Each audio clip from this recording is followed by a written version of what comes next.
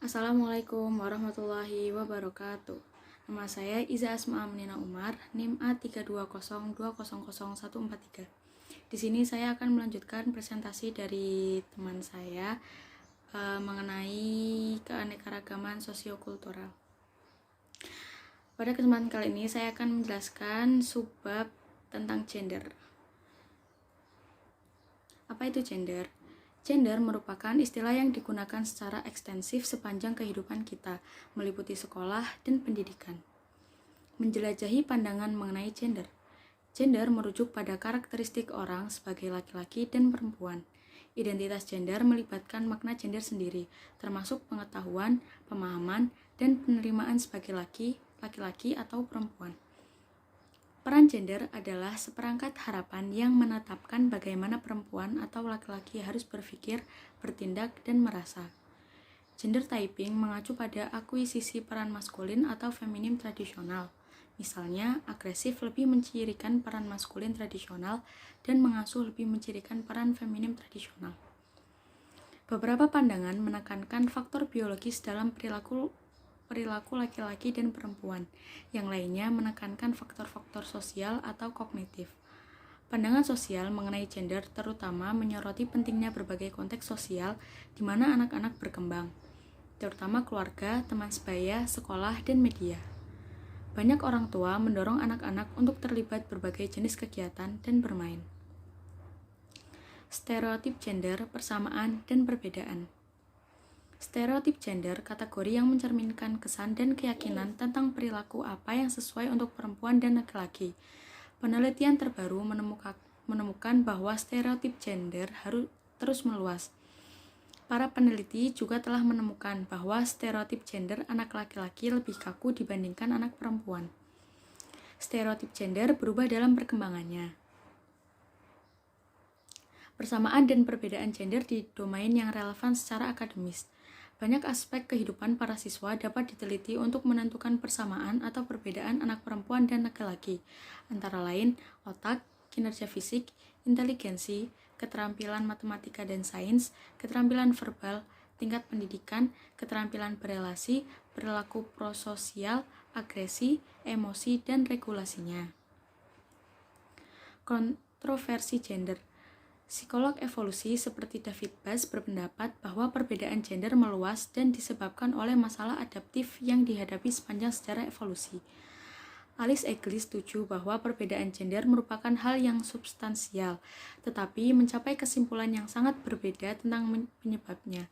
Ia menekankan bahwa perbedaan gender terjadi karena kondisi sosial yang telah mengakibatkan perempuan memiliki kekuatan dan pengendalian sumber daya yang lebih sedikit daripada laki-laki.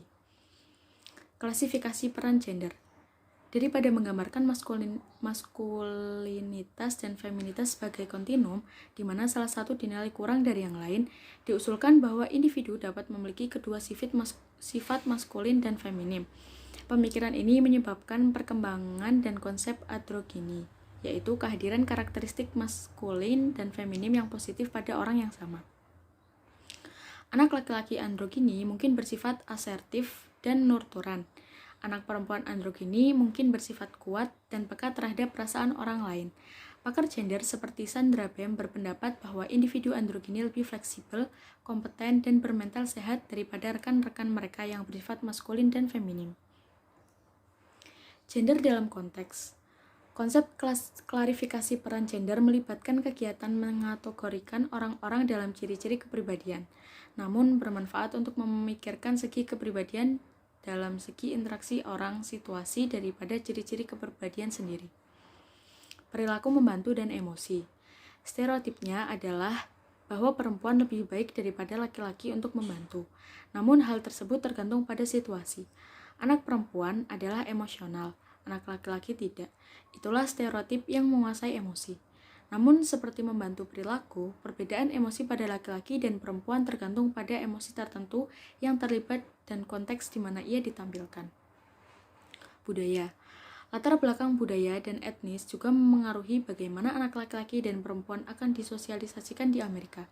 Satu studi menunjukkan bahwa remaja laki-laki dan perempuan Latin disosialisasikan secara berbeda ketika mereka tumbuh dewasa. Penghapusan bias gender. Interaksi guru-siswa, bias gender hadir di ruang kelas. Guru berinteraksi lebih banyak dengan anak laki-laki dibandingkan dengan anak perempuan di semua tingkat pendidikan. Apa buktinya?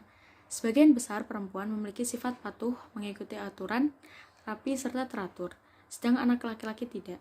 Sehingga kemungkinan anak laki-laki sulit untuk mengidentifikasi guru dan meneladani guru mereka daripada anak perempuan. Konten kurikulum dan konten atletik. Sekolah telah melakukan peranan besar dalam mengurangi seksisme dan stereotip seks di buku-buku dan materi kurikulum, terutama dalam menanggapi Pasal 9 Amandemen Undang-Undang Pendidikan tahun 1972 yang menyatakan bahwa sekolah harus adil dalam memperlakukan laki-laki dan perempuan. Akibatnya, buku pelajaran saat ini dan bahan-bahan kelas lebih netral. Pelecehan seksual. Perempuan dapat mengalami pelecehan seksual dalam berbagai bentuk, mulai dari komentar melecehkan dan kontak fisik diam-diam untuk proporsi terang-terangan dan kekerasan seksual. Jutaan perempuan mengalami pelecehan seksual setiap tahun. Kantor Hak Sipil Amerika Serikat tahun 2008 menerbitkan panduan tentang pelecehan seksual. Dalam panduan ini, perbedaan pelecehan dibagi menjadi dua, pelecehan seksual quid pro quo dan pelecehan seksual di lingkungan yang bermusuhan. Pelecehan seksual quid pro quo terjadi ketika seorang staf sekolah mengancam untuk memberikan keputusan pendidikan tergantung pada kepasrahan siswa terhadap perilaku seksual yang diinginkan. Sedangkan pelecehan seksual di lingkungan yang bermusuhan yaitu terjadi ketika siswa menjadi korban perilaku seks yang parah, tetap, dan meluas yang menghambat siswa belajar. Pelecehan seksual dapat sangat merusak ketika pelakunya adalah guru yang memiliki cukup kekuasaan dan otoritas atas siswa. Sekian yang bisa saya sampaikan. Wassalamualaikum warahmatullahi wabarakatuh.